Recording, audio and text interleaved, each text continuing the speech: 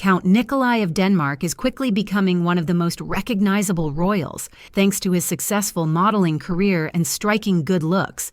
Many even call him the most handsome prince in the world. But what most people don't know is that just 2 years ago, he was stripped of his title as a prince by the Queen herself. What happened? How did his life change afterward? And who is the mysterious woman he might marry soon? Watch the full video to find out. Don't forget to like the video, subscribe to the channel, and hit the bell icon to get notified as I upload a new video. Let's go on. Before we talk about Count Nikolai himself, we need to go back to the love story that brought him into the world and captured the attention of Europe and the entire world. More than 30 years ago, his father, Prince Joachim of Denmark, was already a prominent royal figure when he met Alexandra Christina, an ordinary Chinese woman with no noble background. Despite their cultural differences, they fell deeply in love. Their romance was celebrated by fans and the media alike, and soon they became one of Europe's most talked-about couples. In 1995, they married in a grand ceremony, and Alexandra became the first Chinese princess in Europe. 4 years later, in 1999, the couple welcomed their first son, Prince Nikolai, in Copenhagen. At birth, Nikolai was third in line to the Danish throne, after his uncle, Crown Prince Frederik, and his father. Growing up, Prince Nikolai enjoyed a life of privilege that few could imagine, yet his childhood was not without challenges. In 2004, when Nikolai was only 5, his parents divorced, marking the first divorce in the Danish royal family in over 150 years. The separation was historic and attracted enormous media attention, making it a challenging time for the young prince, though he was too young to fully understand. Despite the challenges, both Prince Joachim and Alexandra remained committed to raising Nikolai and his younger brother, Count Felix, with love and stability.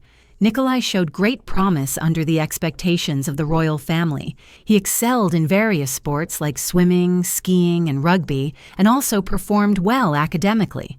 Like many of his royal relatives, Count Nikolai has been a student at multiple prestigious institutions in his home country of Denmark as well as abroad. He began his education at the Krebs School in Copenhagen, following in his father's footsteps, and later enrolled at Herlufsholm School, one of Denmark's most elite boarding schools.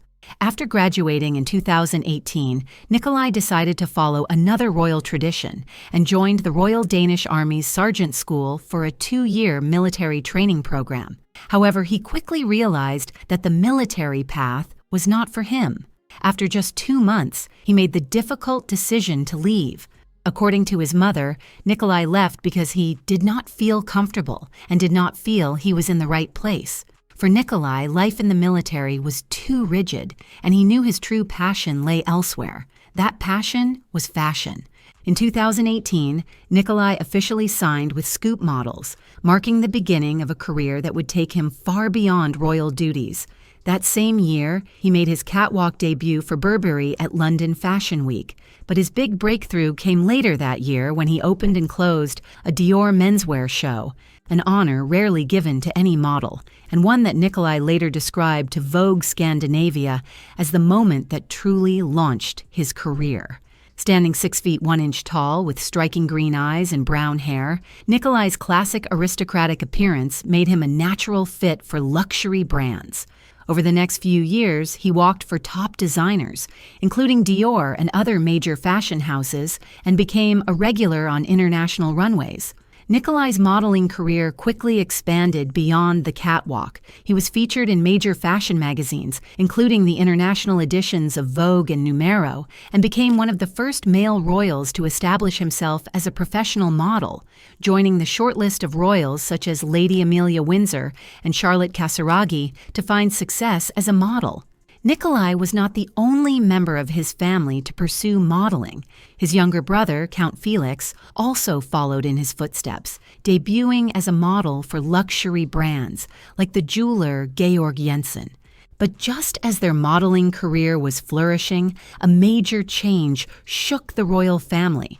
In 2022, Queen Margrethe II made the unexpected decision to strip Prince Joachim's 4 children.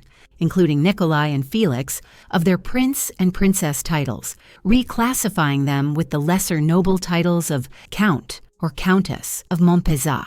The Queen explained that the move was part of a plan to future-proof the monarchy, allowing the young royals to lead more independent lives free from royal duties and restrictions.